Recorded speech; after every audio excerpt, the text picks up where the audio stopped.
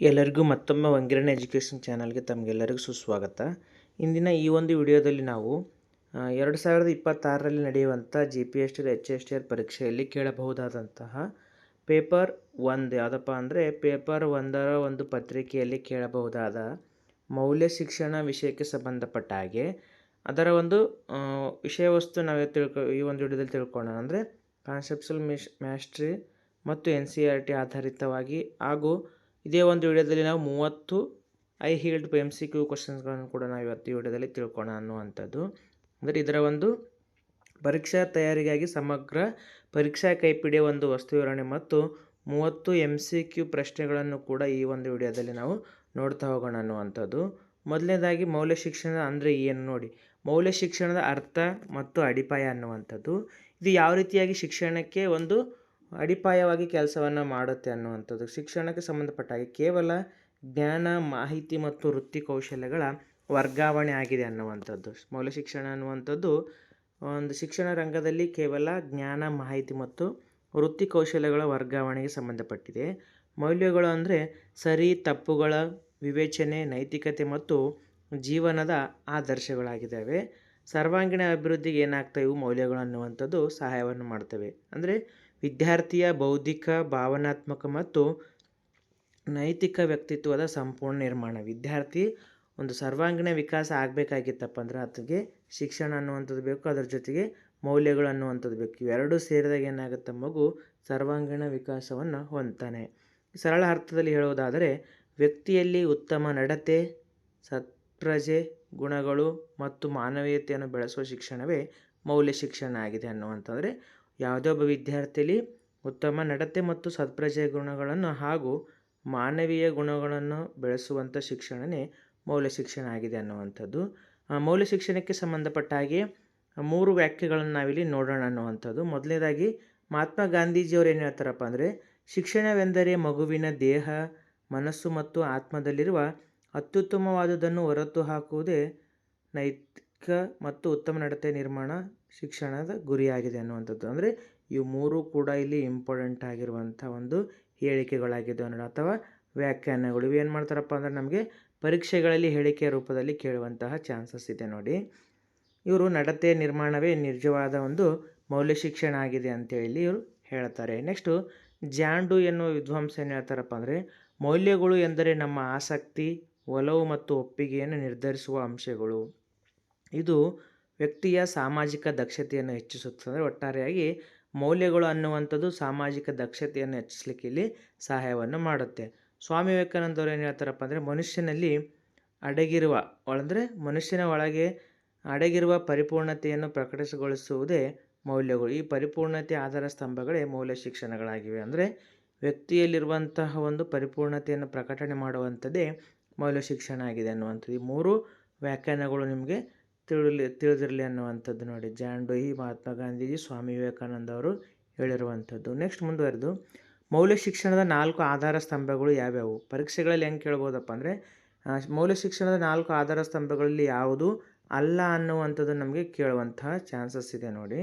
ಮೊದಲನೇದಾಗಿ ಮೌಲ್ಯ ಶಿಕ್ಷಣ ಒಂದು ಆಧಾರ ಸ್ತಂಭಗಳು ಮೊದಲನೇದು ವೈಯಕ್ತಿಕ ಉದ್ದೇಶಗಳು, ಸಾಮಾಜಿಕ ಉದ್ದೇಶಗಳು, ನೈತಿಕ ಉದ್ದೇಶಗಳು, ರಾಷ್ಟ್ರೀಯ ಉದ್ದೇಶಗಳು. 4 ರೀತಿಯಾದಂಥ 4 ಆಧಾರ ಸ್ತಂಭಗಳು ನಾವು ಮೌಲ್ಯ ಶಿಕ್ಷಣದಲ್ಲಿ ನೋಡ್ತೀವಿ. ವ್ಯಕ್ತಿಯ ವ್ಯಕ್ತಿತ್ವ ವಿಕಸನಕ್ಕೆ ತುಂಬಾ ಸಹಕಾರಿಯಾಗಿರ್ತವೆ ಅನ್ನುವಂಥದ್ದು.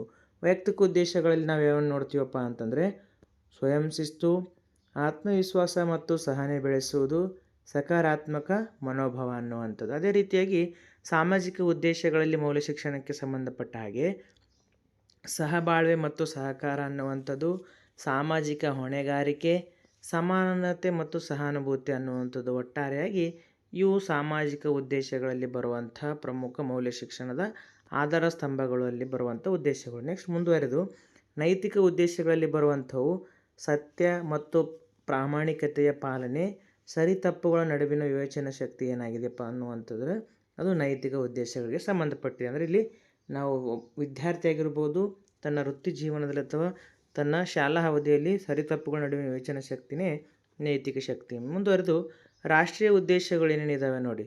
ದೇಶ ಪ್ರೇಮ ಮತ್ತು ಸಂವಿಧಾನ ಗೌರವಿಸುವುದು, ರಾಷ್ಟ್ರೀಯ ಭಾವೈಕ್ಯತೆಯನ್ನು ಮೂಡಿಸುವುದು ಅನ್ನುವಂಥದ್ದು ರಾಷ್ಟ್ರೀಯ ಉದ್ದೇಶಗಳಾಗಿವೆ. ಈ 4 ಉದ್ದೇಶಗಳ ಸಮಾಗಮವೇ ವಿದ್ಯಾರ್ಥಿಯ ಸಮಗ್ರ ವ್ಯಕ್ತಿತ್ವ ವಿಕಸನಕ್ಕೆ ಕಾರಣವಾಗ್ತೀವಿ. 4 ಉದ್ದೇಶಗಳು ಈಡೇರಿದಾಗ ವ್ಯಕ್ತಿಯ ಒಂದು ಸಂಪೂರ್ಣವಾಗಿ ಏನಾಗ್ತಾನೆ ಅಲ್ಲಿ ಸಮಗ್ರ ವ್ಯಕ್ತಿ ವಿಕಸನಕ್ಕೆ 4 ಆಧಾರ ಸ್ತಂಭಗಳು ಸರಿಯಾದ ಮಾರ್ಗವನ್ನು ತೋರಿಸುತ್ತವೆ.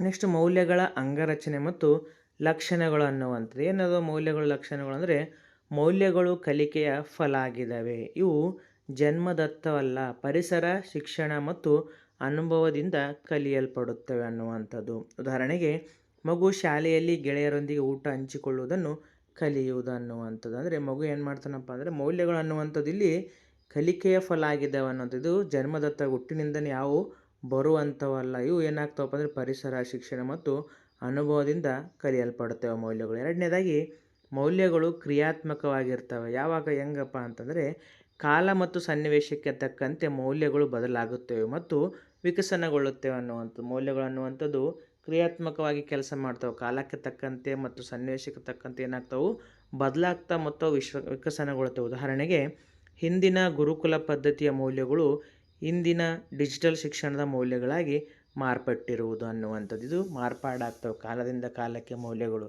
ನೆಕ್ಸ್ಟ್ ಮೂರನೇದಾಗಿ ವ್ಯಕ್ತಿಗತ ಮತ್ತು ವಸ್ತುನಿಷ್ಠವಾಗಿರ್ತವೆ. ಮೌಲ್ಯಗಳು ಅನ್ನುವಂಥದ್ದು ಕೇವಲ ಒಬ್ಬ ವ್ಯಕ್ತಿಗೆ ಮಾತ್ರ ಅವು ಸಂಬಂಧಪಟ್ಟಿರ್ತವೆ. ಒಬ್ಬ ವ್ಯಕ್ತಿಯಿಂದ ವ್ಯಕ್ತಿಗೆ ಭಿನ್ನತೆಯನ್ನು ನಾವು ನೋಡ್ತೀವಿ ನೋಡಿರಿ. ಕೆಲವು ಮೌಲ್ಯಗಳು ವ್ಯಕ್ತಿಯಿಂದ ವ್ಯಕ್ತಿಗೆ ಬದಲಾದರೆ ಕೆಲವು ಸಾರ್ವತ್ರಿಕವಾಗಿರುತ್ತವೆ. ಅಂದರೆ ಕೆಲವು ಮೌಲ್ಯಗಳು ಒಬ್ಬರಿಂದ ಒಬ್ಬರಿಗೆ ಭಿನ್ನವಾಗಿರ್ತವೆ ಮತ್ತು ಕೆಲವು ಮೌಲ್ಯಗಳು ಎಲ್ಲರಿಗೂ ಕೂಡ ಒಂದೇ ಆಗಿರ್ತವೆ ಅನ್ನುವಂಥದ್ದು ಸಾರ್ವತ್ರಿಕ. ಉದಾಹರಣೆಗೆ ಸತ್ಯ ಅನ್ನುವಂಥದ್ದು ವಸ್ತುನಿಷ್ಠ, ಆಹಾರ ಪದ್ಧತಿ ಅನ್ನುವಂಥದ್ದು ವ್ಯಕ್ತಿಗತ. ಸತ್ಯ ಅನ್ನೋದು ವಸ್ತುನಿಷ್ಠ ಅಂದರೆ ಎಲ್ರಿಗೂ ಕೂಡ ಅದು ಅನ್ವಯ ಆಗುತ್ತೆ, ಹೌದಾ. ಇಲ್ಲಿ ವಸ್ತುನಿಷ್ಠ ಅಂದ್ರೇನು ಎಲ್ಲರಿಗೂ ಒಂದೇ ಅನ್ವಯ ಆಗುವಂಥದ್ದು ವಸ್ತುನಿಷ್ಠ. ಆಹಾರ ಪದ್ಧತಿ ಅಂದರೆ ಏನಾಗ್ತದೆ ಇಲ್ಲಿ ಭಿನ್ನತೆಯನ್ನು ನಾವು ನೋಡ್ತೀವಿ. ವ್ಯಕ್ತಿನಿಷ್ಠ ಇದು, ಹೌದಾ. ಇದೇನಾಗುತ್ತೆ ಇಲ್ಲಿ ವ್ಯಕ್ತಿನಿಷ್ಠ ಅಂತ ನಾವು ನೋಡ್ತೀವಿ. ಅಂದರೆ ಒಬ್ಬರಿಂದ ಒಬ್ಬರಿಗೆ ಆಹಾರ ಪದ್ಧತಿ ಬದಲಾವಣೆಯನ್ನು ಹೊಂದುತ್ತೆ. ನೆಕ್ಸ್ಟ್ ಮುಂದುವರೆದು ಈ ಮೌಲ್ಯಗಳು ಮಾರ್ಗದರ್ಶಿಯ ಸೂತ್ರಗಳಾಗಿದ್ದಾವೆ. ಯಾವ ರೀತಿ ಅಂದರೆ ಮಾನವನ ವರ್ತನೆಗಳನ್ನು ನಿಯಂತ್ರಿಸುವ ಮತ್ತು ನಿರ್ದೇಶಿಸುವ ಶಕ್ತಿ ಹೊಂದಿವೆ. ಉದಾಹರಣೆಗೆ ಕಷ್ಟದಲ್ಲಿರುವವರಿಗೆ ಸಹಾಯ ಮಾಡುವ ನಿರ್ಧಾರ ತೆಗೆದುಕೊಳ್ಳಲು ಪ್ರೇರೇಪಿಸುವುದು. ಅಂದರೆ ಮಾನವನ ವರ್ತನೆಯನ್ನು ನಿಯಂತ್ರಿಸುವುದು ಮತ್ತು ನಿರ್ಧಾರ. ಯಾರಾದರೂ ರಸ್ತೆಯಲ್ಲಿ ಅಪಘಾತವಾದಾಗ ಅವ್ರಿಗೆ ಸಹಾಯ ಮಾಡುವಂಥ ಗುಣ ಎಲ್ಲಿಂದ ಬರುತ್ತಪ್ಪ ಅಂದರೆ ನಮಗೆ ಮೌಲ್ಯ ಶಿಕ್ಷಣದಿಂದ ನಾವು ತಿಳ್ಕೊಳ್ತೀವಿ ಅನ್ನುವಂಥದ್ದು. ನೆಕ್ಸ್ಟ್ ಮುಂದುವರೆದು ಮೌಲ್ಯಗಳ ಮಹಾವರ್ಗೀಕರಣ ಭಾಗ 1 ಅನ್ನುವಂಥದ್ದು. ಅಂದರೆ ಮೌಲ್ಯಗಳನ್ನು ನಾವು ಯಾವ ರೀತಿಯ ವಿಧಗಳನ್ನು ನೋಡ್ತೀವಿ ಅನ್ನುವಂಥದ್ದು ಇದರಲ್ಲಿ ಬರುವಂಥದ್ದು. ಮೊದಲನೇದಾಗಿ ಸಾರ್ವಕಾಲಿಕ ಮೌಲ್ಯಗಳು. ಪರೀಕ್ಷೆಗಳಲ್ಲಿ ಹೆಂಗೆ ಕೇಳ್ತಾರಪ್ಪ ಅಂದರೆ ಕೆಲವು ಮೌಲ್ಯಗಳನ್ನು ಕೊಟ್ಟು, ಉದಾಹರಣೆಗೆ ಇಲ್ಲಿರುವಂಥ ಸತ್ಯ ಅನ್ನುವಂಥ ಒಂದು ಮೌಲ್ಯ ಕೊಟ್ಟು ಇದು ಯಾವ ಮೌಲ್ಯ ಆಗಿದೆ, ಸಾರ್ವಕಾಲಿಕ ಮೌಲ್ಯ, ಮಾನವೀಯ ಮೌಲ್ಯ, ನೈತಿಕ ಮೌಲ್ಯ ಅನ್ನುವಂಥ ಈ ರೀತಿಯಾದಂಥ ಪ್ರಶ್ನೆಗಳನ್ನು ಕೇಳ್ತಾರೆ ನೋಡಿ. ಮೊದಲನೇದಾಗಿ ಇಲ್ಲಿ ಸಾರ್ವಕಾಲಿಕ ಮೌಲ್ಯಗಳು ಅಂದರೆ ದೇಶ, ಭಾಷೆ, ಕಾಲ ಮೀರಿ ಎಲ್ಲರಿಗೂ ಅನ್ವಯಿಸುವಂಥ ಮೌಲ್ಯಗಳು. ಅಂದರೆ ಇಲ್ಲಿ ನಾವೇನು ನೋಡ್ತೀವಪ್ಪ ಅಂದರೆ ಯಾವುದೇ ಭಾಷೆ ಇಲ್ಲ ಇವಕ್ಕೆ ಮತ್ತು ದೇಶ ಅನ್ನುವಂಥದ್ದಿಲ್ಲ. ಪ್ರಪಂಚದಲ್ಲಿರುವಂಥ ಎಲ್ರಿಗೂ ಕೂಡ ಅನ್ವಯ ಆಗುವಂಥ ಮೌಲ್ಯಗಳಿಗೆ ನಾವು ಸಾರ್ವಕಾಲಿಕ ಮೌಲ್ಯಗಳು ಅಂತ ಕರಿತೀವಿ. ಇವು ಎಂದಿಗೂ ಬದಲಾಗುವುದಿಲ್ಲ ಅನ್ನುವಂಥದ್ದು, ಬದಲಾವಣೆಗೆ ಸಾಧ್ಯ ಇಲ್ಲ, ಎಲ್ರಿಗೂ ಕೂಡ ಇದು ಅನ್ವಯ ಆಗುತ್ತೆ. ಉದಾಹರಣೆಗೆ ಸತ್ಯ, ಶಾಂತಿ, ಪ್ರೇಮ, ಅಹಿಂಸೆ ಅನ್ನುವಂಥದ್ದು ಇವು 4 ಏನಾಗಿದಾವಪ್ಪ ಅಂತಂದರೆ ಸಾರ್ವಕಾಲಿಕ ಅನ್ನುವಂಥದ್ದು, ಎಲ್ಲರಿಗೂ ಕೂಡ ಅನ್ವಯವಾಗುವಂಥದ್ದನ್ನು ನಾವಿಲ್ಲಿ ಕಾಣ್ತೀವಿ ಅನ್ನುವಂಥದ್ದು ನೋಡಿ. ನೆಕ್ಸ್ಟ್ ಮುಂದುವರೆದು ಮಾನವೀಯ ಮೌಲ್ಯಗಳು ಅಂದರೆ ಏನು ನೋಡಿರಿ. ಮಾನವೀಯ ಮೌಲ್ಯಗಳು ಯಾವಪ್ಪ ಅಂತಂದರೆ ಇವು ಮನುಷ್ಯನನ್ನಾಗಿ ಮಾಡುವ ಅಂತಃಕರಣದ ಮೌಲ್ಯಗಳು. ಆಲ್ರೆಡಿ ಒಬ್ಬ ವ್ಯಕ್ತಿ ಇದ್ದಾನೆ, ಆ ವ್ಯಕ್ತಿಗೆ ಸಂಬಂಧಪಟ್ಟ ಹಾಗೆ ಆತನಲ್ಲಿ ಮಾನವೀಯ ಮೌಲ್ಯಗಳನ್ನು ಬೆಳೆಸಲಿಕ್ಕೆ ಇವು ಸಹಾಯವನ್ನು ಮಾಡ್ತವೆ. ಇವು ಭಾವನಾತ್ಮಕ ಸಂಪರ್ಕವನ್ನು ಬೆಳೆಸಲಿಕ್ಕೆ ಸಹಾಯವನ್ನು ಮಾಡ್ತವೆ. ನೆಕ್ಸ್ಟ್ ಮುಂದುವರೆದು ಈ ಭಾವನಾತ್ಮಕ ಮೌಲ್ಯಗಳು ಉದಾಹರಣೆಗೆ ಕರುಣೆ, ದಯೆ, ಕ್ಷಮೆ, ಸಹಾನುಭೂತಿಯನ್ನು ನಾವಿಲ್ಲಿ ಕಾಣ್ತೀವಿ ಅನ್ನುವಂಥ ಇವು 4 ಮೌಲ್ಯಗಳು ಉದಾಹರಣೆಗೆ ಮಾನವೀಯ ಮೌಲ್ಯಗಳಾಗಿದ್ದಾವೆ ಅನ್ನುವಂಥದ್ದು. ನೆಕ್ಸ್ಟ್ ಮುಂದುವರೆದು ಇನ್ನೊಂದು ಏನಪ್ಪ ಅಂದರೆ ನೈತಿಕ ಮೌಲ್ಯಗಳನ್ನುವಂಥ ಈ ನೈತಿಕ ಮೌಲ್ಯಗಳು ಯಾವ ರೀತಿಯಪ್ಪ ಅಂತಂದರೆ ಸಮಾಜದಲ್ಲಿ ಯಾವುದು ಸರಿ ಯಾವುದು ತಪ್ಪು ಅನ್ನುವಂಥದ್ದನ್ನು ತಿಳಿಸ್ಕೊಡ್ತವೆ ಅನ್ನುವಂಥದ್ದು. ಸಮಾಜದಲ್ಲಿ ಯಾವುದು ಸರಿ ಯಾವುದು ತಪ್ಪು ಎಂದು ನಿರ್ಧರಿಸುವ ಮಾನದಂಡಗಳು. ಇವು ವಿವೇಚನಾ ಶಕ್ತಿಗೆ ಬಿಟ್ಟಿರುವಂಥದ್ದು ನೋಡ್ರಿ, ಅಂದರೆ ಯೋಚನೆ ಮಾಡುವಂಥದ್ದು. ಉದಾಹರಣೆಗೆ ಪ್ರಾಮಾಣಿಕತೆ, ನ್ಯಾಯಬದ್ಧತೆ, ಕರ್ತವ್ಯನಿಷ್ಠೆ ಇವೆಲ್ಲವೂ ಕೂಡ ನೈತಿಕ ಮೌಲ್ಯಗಳಾಗಿವೆ ಅನ್ನುವಂಥದ್ದು. ನೆಕ್ಸ್ಟು ಮೌಲ್ಯಗಳ ಮಹಾವರ್ಗೀಕರಣ ಎರಡನೇದಾಗಿ. ಇವು ನಾವಾಗಲೇ ನೋಡಿದ್ದೀವಿ ಏನಪ್ಪ ಅಂತಂದರೆ ಸಾರ್ವಕಾಲಿಕ ಮೌಲ್ಯಗಳು, ಮಾನವೀಯ ಮೌಲ್ಯಗಳು, ನೈತಿಕ ಮೌಲ್ಯಗಳು. ಇಲ್ಲಿ ಪರೀಕ್ಷೆಗಳಲ್ಲಿ ಹೆಂಗೆ ಕೇಳ್ತಾರಪ್ಪ ಅಂದರೆ ಇಂಪಾರ್ಟೆಂಟಾಗಿ ಇವುಗಳನ್ನು ನೀವು ನೋಡ್ಬೇಕು ನೋಡ್ರಿ. ಹೆಚ್ಚು ಉದಾಹರಣೆಗಳನ್ನು ನೋಡಿದ್ದೆ ಆದರೆ ಇವು ಯಾವ ಮೌಲ್ಯಗಳಿಗೆ ಸಂಬಂಧವನ್ನು ಪಟ್ಟಿದ್ದಾವೆ ಅನ್ನುವಂಥದ್ದು. ಎರಡನೇದಾಗಿ ವೈಯಕ್ತಿಕ ಮೌಲ್ಯಗಳು ಅಂದರೆ ವ್ಯಕ್ತಿಯೊಬ್ಬ ತನ್ನ ಸ್ವಂತ ಜೀವನದ ಉನ್ನತಿಗಾಗಿ ಅಳವಡಿಸಿಕೊಳ್ಳುವ ಮೌಲ್ಯಗಳು. ಇದು ವ್ಯಕ್ತಿತ್ವದ ಅಡಿಪಾಯವಾಗಿ. ಉದಾಹರಣೆಗೆ ಶಿಸ್ತು, ಸಮಯ ಪಾಲನೆ, ಮಹತ್ವಾಕಾಂಕ್ಷೆ, ಶುಚಿತ್ವಕ್ಕೆ ಸಂಬಂಧಪಟ್ಟಿವೆ. ನೆಕ್ಸ್ಟ್ ಮುಂದುವರೆದು ಸಾಮಾಜಿಕ ಮೌಲ್ಯಗಳನ್ನುವಂಥದ್ದು ಸಮಾಜದಲ್ಲಿ ಇತರರೊಂದಿಗೆ ಉತ್ತಮ ಬಾಂಧವ್ಯ ಹೊಂದಲು ಅಗತ್ಯವಾದ ಮೌಲ್ಯಗಳಾಗಿದ್ದಾವೆ. ಇವು ಪರಸ್ಪರ ಒಬ್ಬರಿಗೆ ಅವಲಂಬನೆಯನ್ನು ಪಟ್ಟಿರ್ತಾವೆ. ಉದಾಹರಣೆಗೆ ಸಹಕಾರ, ಪರಸ್ಪರ ಗೌರವ, ಹೊಂದಾಣಿಕೆ ಅನ್ನುವಂಥದ್ದು ಇಲ್ಲಿ ಸಾಮಾಜಿಕ ಮೌಲ್ಯಗಳಾಗಿದ್ದಾವೆ. ಮುಂದುವರೆದು ರಾಷ್ಟ್ರೀಯ ಮೌಲ್ಯಗಳು ಯಾವಪ್ಪ ಅಂತಂದರೆ ದೇಶದ ಐಕ್ಯತೆ, ಸಮಗ್ರತೆ ಮತ್ತು ಅಭಿವೃದ್ಧಿಗಾಗಿ ಪಾಲಿಸಬೇಕಾದಂತಹ ಮೌಲ್ಯಗಳು. ಇದು ಹೆಚ್ಚಾಗಿ ಪ್ರಮುಖ ಒಂದು ಲಕ್ಷಣ ಅಂದರೆ ದೇಶಾಭಿಮಾನವನ್ನು ಮೂಡಿಸುವಂಥದ್ದಾಗಿವೆ. ಉದಾಹರಣೆಗೆ ಸಂವಿಧಾನದ ಗೌರವ, ರಾಷ್ಟ್ರೀಯ ಭಾವೈಕ್ಯತೆ, ಪ್ರಜಾಪ್ರಭುತ್ವ ಅನ್ನುವಂಥ. ಪರೀಕ್ಷೆಗಳಲ್ಲಿ ನಮ್ಗೆ ಯಾವುದನ್ನು ಕೇಳ್ತಾರಪ್ಪ ಅಂತಂದರೆ ಕೆಲವು ಮೌಲ್ಯಗಳನ್ನು ಕೊಟ್ಟು ಈ ಮೌಲ್ಯಗಳು ಯಾವ ಮೌಲ್ಯಕ್ಕೆ ಸಂಬಂಧವನ್ನು ಪಟ್ಟಿವೆ ಅನ್ನುವಂಥದ್ದು. ಇವನ್ನು ಇಷ್ಟು ನೀವು ನೋಡ್ಕೊಳ್ಬೇಕಾಗತ್ತೆ. ನೆಕ್ಸ್ಟ್ ಮುಂದುವರೆದು NCERTಯ ಶಿಫಾರಸು ಮಾಡಿದ ಮೂಲ ಮೌಲ್ಯಗಳು ಯಾವ್ಯಾವ ಅದಾವ ನೋಡ್ರಿ. ಅವುಗಳಲ್ಲಿ ಪ್ರಮುಖವಾಗಿರುವಂಥವು ಯಾವಪ್ಪ ಅಂತಂದರೆ NCERT ಸಂಸ್ಥೆಯು ಒಟ್ಟು 83 ಮೌಲ್ಯಗಳನ್ನು ಗುರುತಿಸಿದೆ ಅನ್ನುವಂಥ. ಒಟ್ಟು ಶಿಫಾರಸು ಮಾಡಿರುವಂಥದ್ದು 83. ಅವುಗಳಲ್ಲಿ ಪ್ರಮುಖವಾಗಿರುವಂಥದ್ದು ಶುಚಿತ್ವ ಅನ್ನುವಂಥ. ಇದು ಯಾವುದಕ್ಕೆ ಸಂಬಂಧಪಟ್ಟಿದೆಪ್ಪ ಅಂದರೆ ದೈಹಿಕ ಮತ್ತು ಮಾನಸಿಕ ನೈರ್ಮಲ್ಯಕ್ಕೆ ಇದು ಸಂಬಂಧವನ್ನು ಪಟ್ಟಿದೆ ಅನ್ನುವಂಥದ್ದು. ನೆಕ್ಸ್ಟು ಸತ್ಯಸಂಧತೆ ಅನ್ನುವಂಥ ಮೌಲ್ಯ ವಾಸ್ತವ ಮತ್ತು ಪ್ರಾಮಾಣಿಕತೆಯ ನುಡಿಗೆ ಸಂಬಂಧವನ್ನು ಪಟ್ಟಿದೆ. ಅದೇ ರೀತಿಯಾಗಿ ಸಮಾನತೆ ಅನ್ನುವಂಥದ್ದು ಜಾತಿ, ಲಿಂಗ, ಧರ್ಮ ಮತ್ತು ಭೇದವಿಲ್ಲದ ಧರ್ಮ ಭಾವನೆ ಆಗಿದೆ ಅನ್ನುವಂಥದ್ದು. ಸಹಕಾರ ಒಗ್ಗಟ್ಟಿನಿಂದ ಕೆಲಸವನ್ನು ಮಾಡುವುದಾಗಿದೆ. ಕರ್ತವ್ಯನಿಷ್ಠೆ ಅಂದರೆ ಜವಾಬ್ದಾರಿಯನ್ನು ಅರಿಯುವಂಥದ್ದು. ಪರಾನುಭೂತಿ ಅಂದರೆ ಇತರರ ಭಾವನೆಗಳನ್ನು ಅರ್ಥ ಮಾಡಿಕೊಳ್ಳುವುದಾಗಿದೆ. ಅದೇ ರೀತಿಯಾಗಿ ರಾಷ್ಟ್ರೀಯ ಭಾವೈಕ್ಯತೆ ಎನ್ನುವಂಥ ಮೌಲ್ಯ ನಾವೆಲ್ಲರೂ ಒಂದೇ ಎಂಬುವ ಭಾವನೆಯನ್ನು ಮೂಡಿಸುತ್ತೆ. ಪರಿಸರ ಕಾಳಜಿ ಪ್ರಕೃತಿಯ ಸಂರಕ್ಷಣೆಯನ್ನು ಮಾಡ್ತೀವಿ. ಇವು ಕೂಡ ನಿಮಗೆ ಇಂಪಾರ್ಟೆಂಟ್ ಆಗಿರುವಂಥದ್ದು. ಪರೀಕ್ಷೆಗಳಲ್ಲಿ ಕೇಳುವಂತಹ ಚಾನ್ಸಸ್ ಬಹಳ ಇದೆ ಅನ್ನುವಂಥದ್ದು ನೋಡಿ. NCERT ಪ್ರಕಾರ ಮೌಲ್ಯ ಶಿಕ್ಷಣವು ಪ್ರತ್ಯೇಕ ವಿಷಯವಾಗಿರದೆ ಶಾಲೆಯ ಎಲ್ಲ ಚಟುವಟಿಕೆಗಳೊಂದಿಗೆ ಸಂಯೋಜನೆಯನ್ನು ಗೊಂಡಿರಬೇಕು ಅನ್ನುವಂಥದ್ದು. ಪರೀಕ್ಷಾ ಗೊಂದಲಗಳು ಮತ್ತು ಎಚ್ಚರಿಕೆ ಏನೇನಿದೆ ನೋಡಿರಿ. ಸಹಾನುಭೂತಿ ಅನ್ನುವಂಥ ಇತರರ ಕಷ್ಟ ನೋಡಿ ಮರುಗುವುದು. ಪರಾನುಭೂತಿ ಅನ್ನುವಂದ್ರು ಇತರರ ಸ್ಥಾನದಲ್ಲಿ ನಿಂತು ಅವರ ಕಷ್ಟವನ್ನು ಅನುಭವಿಸುವುದು ಅನ್ನುವಂಥದ್ದು. NCERT ಪ್ರಿಫರ್ಸ್ ಟು ಇಂಪತಿ ಅಂತೇಳಿ ನಾವು ಕರಿತೀವಿ. ಸಿಂಪತಿ ಮೀನ್ಸ್ ಮತ್ತು ಇಂಪತಿ ಅಂದರೆ ಇಲ್ಲಿ ಸಹಾನುಭೂತಿ ಅಂದರೆ ಕಷ್ಟ ನೋಡಿ ಮರುಗ್ತೀವಿ ಹೌದಾ, ಆ ಕಷ್ಟದಲ್ಲಿ ನಿಂತು ನಾವೇನು ಮಾಡ್ತೀವಿ ಅದನ್ನು ಅನುಭವಿಸ್ತೀವಿ, ನಾವಿದ್ದರೆ ಯಾವ ರೀತಿಯಾಗಿ ಇರ್ತಿತ್ತು ಅನ್ನುವಂಥದ್ದು. ನೆಕ್ಸ್ಟ್ ಮುಂದುವರೆದು ನೈತಿಕ ಮೌಲ್ಯ ಅಂದರೆ ಸರಿ ತಪ್ಪಿನ ಆಧಾರದ ಮೇಲೆ ನಿರ್ಧಾರ ಮಾಡುವುದು. ಮಾನವೀಯ ಮೌಲ್ಯ ಅಂದರೆ ಅಂತಃಕರಣ ಮತ್ತು ಪ್ರೀತಿಯ ಆಧಾರದ ಮೇಲೆ ನಾವು ಅವುಗಳನ್ನು ಗುರುತಿಸ್ತೀವಿ ಅನ್ನುವಂಥದ್ದು. ನೆಕ್ಸ್ಟ್ ಮೌಲ್ಯ ಬೋಧನೆ. ಮೌಲ್ಯಗಳನ್ನು ಪಾಠದ ಮೂಲಕ ಬೋಧಿಸುವುದು ಒಂದು ಉತ್ತಮ ವಿಧಾನ ಎಂದು ವಿದ್ಯಾರ್ಥಿಗಳು ಭಾವಿಸುತ್ತಾರೆ. ಮೌಲ್ಯಗಳ ಸಂಯೋಜನೆ ಮೌಲ್ಯಗಳನ್ನು ಬೋಧಿಸುವಂತಿಲ್ಲ, ಅವನು ಪಠ್ಯ ಮತ್ತು ಸಹಪಠ್ಯ ಚಟುವಟಿಕೆಗಳ ಮೂಲಕ ಅನುಭವಕ್ಕೆ ತರಬೇಕು ಅನ್ನುವಂಥದ್ದು ನೋಡಿ.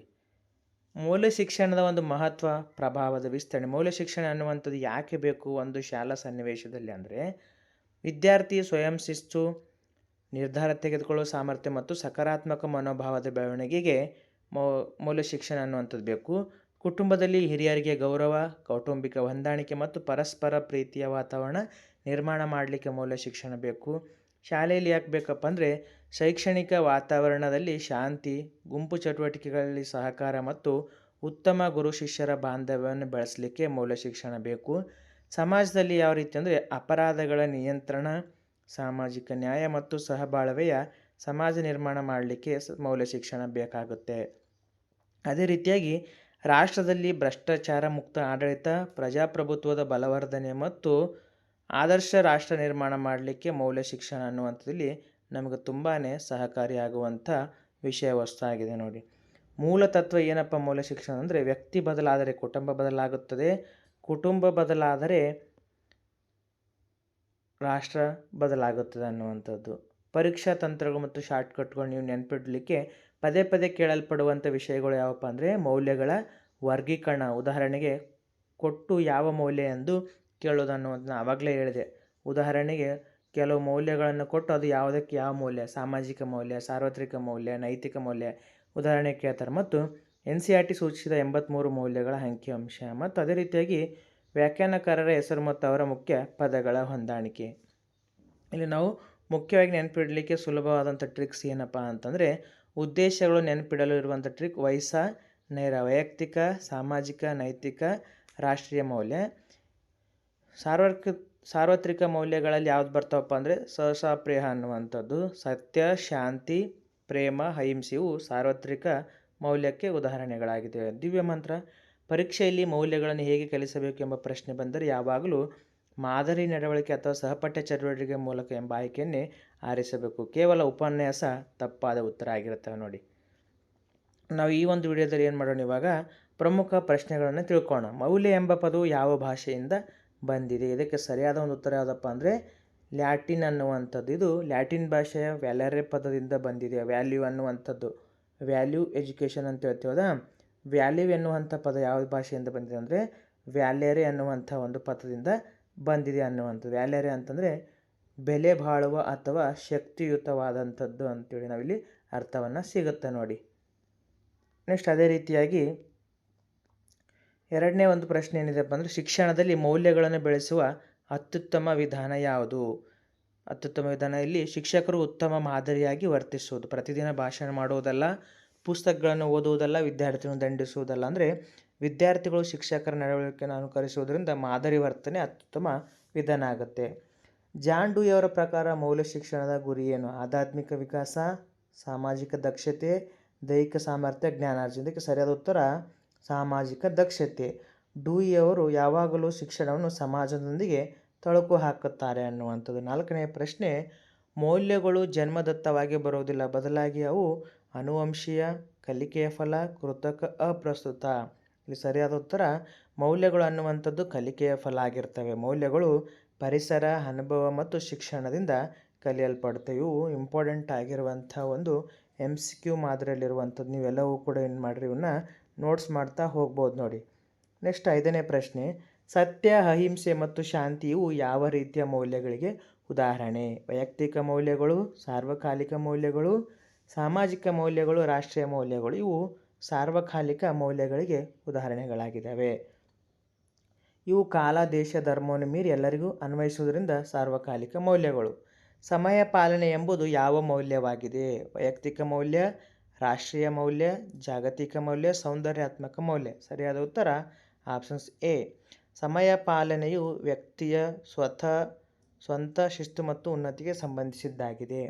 ಸಮಾಜದಲ್ಲಿ ಸರಿ ಮತ್ತು ತಪ್ಪುಗಳನ್ನು ನಿರ್ಧರಿಸುವ ಮಾನದಂಡಗಳನ್ನು ಏನೆಂದು ಕರೆಯುತ್ತಾರೆ? ಸಾಮಾಜಿಕ ಮೌಲ್ಯಗಳು, ನೈತಿಕ ಮೌಲ್ಯಗಳು, ಆರ್ಥಿಕ ಮೌಲ್ಯಗಳು, ರಾಜಕೀಯ ಮೌಲ್ಯಗಳು. ಇದಕ್ಕೆ ಸರಿಯಾದ ಉತ್ತರ ಆಪ್ಷನ್ಸ್ ಬಿ.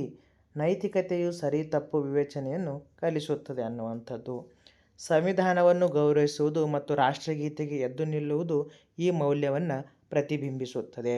ವೈಯಕ್ತಿಕ ಮೌಲ್ಯ, ರಾಷ್ಟ್ರೀಯ ಮೌಲ್ಯ, ಮಾನವೀಯ ಮೌಲ್ಯ, ಸಾರ್ವಕಾಲಿಕ ಮೌಲ್ಯ. ಇದಕ್ಕೆ ಸರಿಯಾದ ಉತ್ತರ ರಾಷ್ಟ್ರೀಯ ಮೌಲ್ಯ. ಇದು ದೇಶ ಪ್ರೇಮ ಮತ್ತು ರಾಷ್ಟ್ರದ ಸಮಗ್ರತೆಗೆ ಸಂಬಂಧಿಸಿದ ಮೌಲ್ಯ ಆಗಿದೆ. ಇವನ್ನು ಕೂಡ ನೀವು ನೋಟ್ಸ್ ಮಾಡ್ತಾ ಹೋಗಿ ನೋಡಿ, ಒಂದಂತೂ ಫಿಕ್ಸು ಇದ್ದೇ ಇರುತ್ತೆ ಪರೀಕ್ಷೆಯಲ್ಲಿ.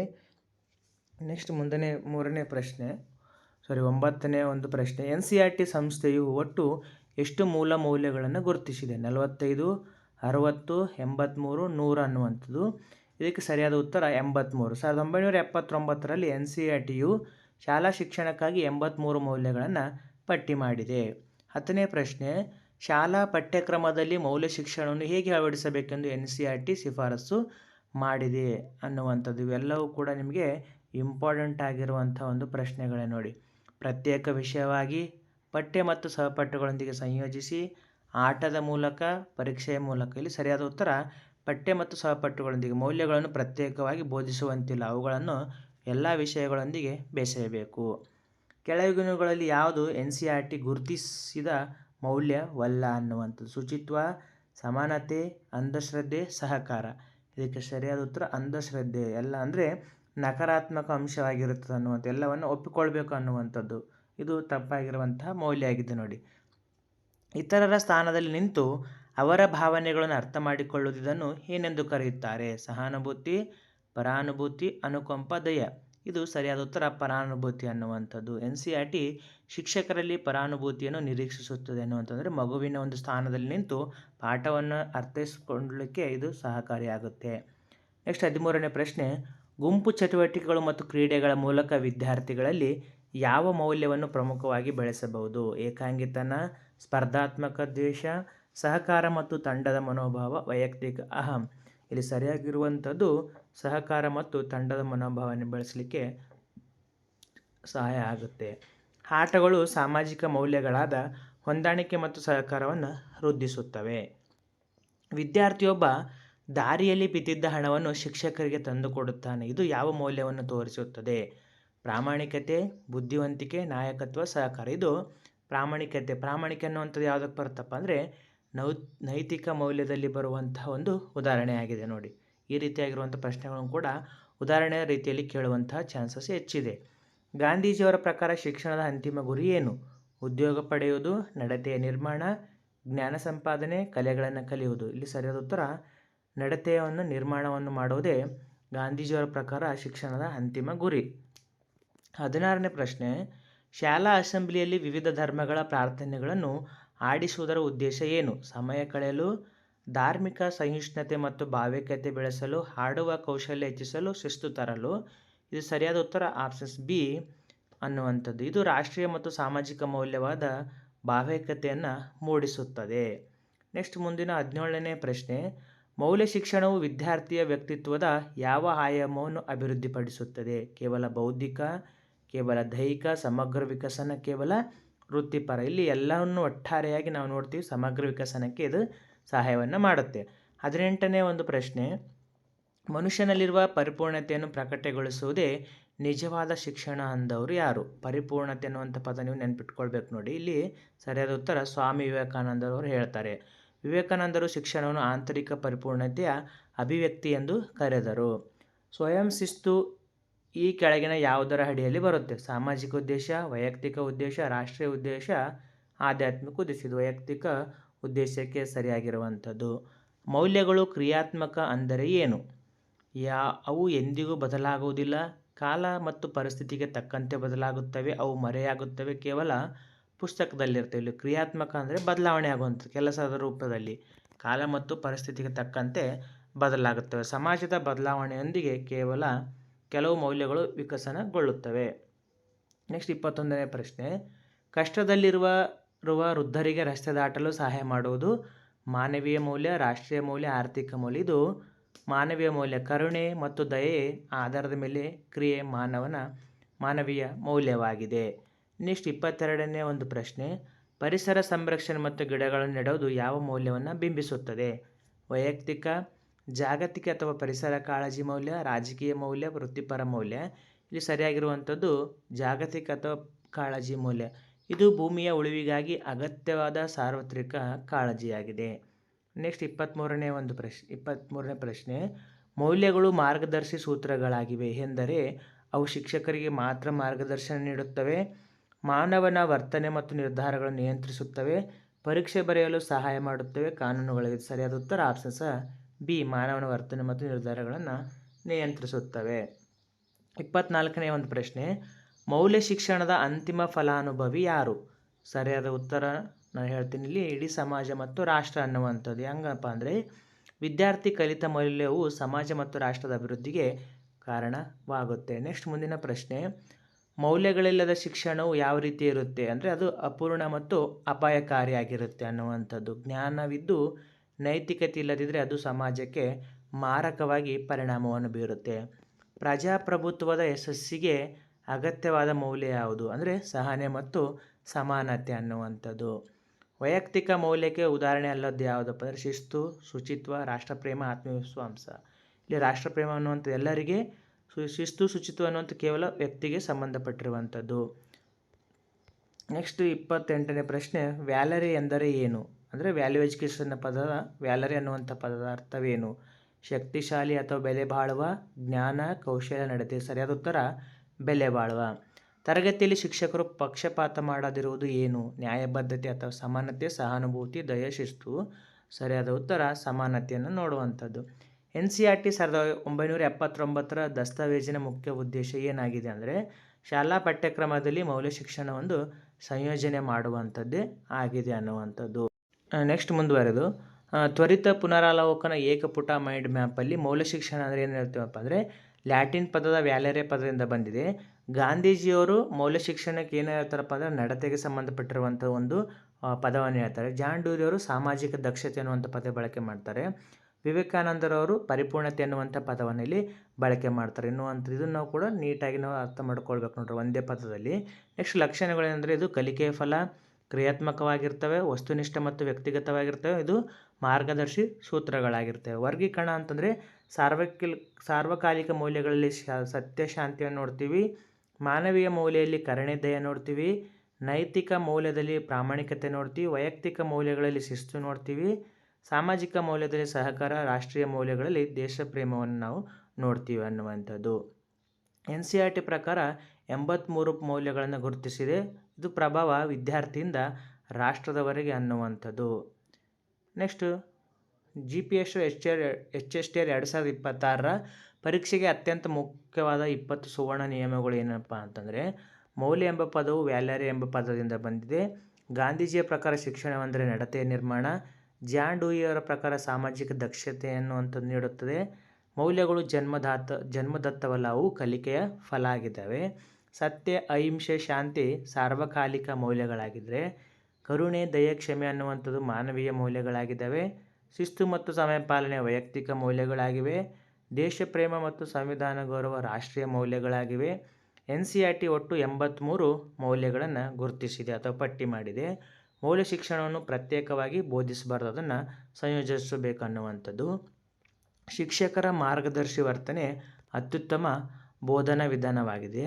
ಸಿಂಪತಿಗಿಂತ ಇಂಪತಿ ಶ್ರೇಷ್ಠವಾದುದು. ಅಂದರೆ ಸಿಂಪತಿ ಕೊಡೋದಕ್ಕಿಂತ ಮೊದಲು ಆ ಒಂದು ಕಷ್ಟದಲ್ಲಿ ನಾವು ಭಾಗವಹಿಸುವುದು ಅನ್ನುವಂಥದ್ದೇ ಇಲ್ಲಿ ಸರಿಯಾಗಿರುವಂಥದ್ದು. ಮೌಲ್ಯ ಶಿಕ್ಷಣವು ವಿದ್ಯಾರ್ಥಿಯ ಸರ್ವಾಂಗೀಣ ವಿಕಾಸಕ್ಕೆ ಕಾರಣವಾಗಿದೆ. ಮೌಲ್ಯಗಳು ಸನ್ನಿವೇಶಕ್ಕೆ ತಕ್ಕಂತೆ ಬದಲಾಗುವ ಕ್ರಿಯಾತ್ಮಕ ಗುಣ ಹೊಂದಿವೆ. ಸಹಕಾರ ಮತ್ತು ಹೊಂದಾಣಿಕೆ ಸಾಮಾಜಿಕ ಮೌಲ್ಯಗಳಾಗಿವೆ.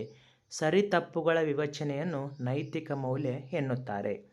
ಮೌಲ್ಯ ಶಿಕ್ಷಣವು ಕೇವಲ ಶಾಲೆಗೆ ಸೀಮಿತವಲ್ಲ, ಇದು ಜೀವನ ಪರ್ಯಂತದ ಪ್ರಕ್ರಿಯೆಯಾಗಿದೆ.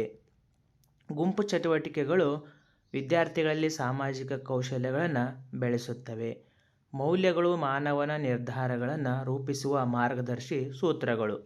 ವ್ಯಕ್ತಿಯ ಬದಲಾವಣೆಯಿಂದ ಪ್ರಾರಂಭವಾಗಿ ರಾಷ್ಟ್ರ ನಿರ್ಮಾಣದಲ್ಲಿ ಅಂತ್ಯಗೊಳ್ಳುತ್ತೇವೆ ಅನ್ನುವಂಥದ್ದು. ಇವೆಲ್ಲವೂ ಕೂಡ ನಾವು ಮುಖ್ಯವಾಗಿ ನೋಡಿಕೊಳ್ಳುವಂಥ ಕೀ ಪಾಯಿಂಟ್ಸ್ಗಳು. ಇದಾಗಿತ್ತು ಇವತ್ತಿನ ಮೌಲ್ಯ ಶಿಕ್ಷಣದ ಒಂದು ಪ್ರಮುಖ ಒಂದು ತರಗತಿ ಅನ್ನುವಂಥದ್ದು.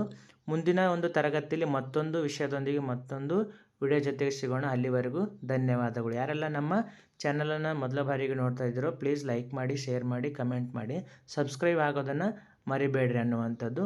ಥ್ಯಾಂಕ್ ಯು, ಧನ್ಯವಾದಗಳು.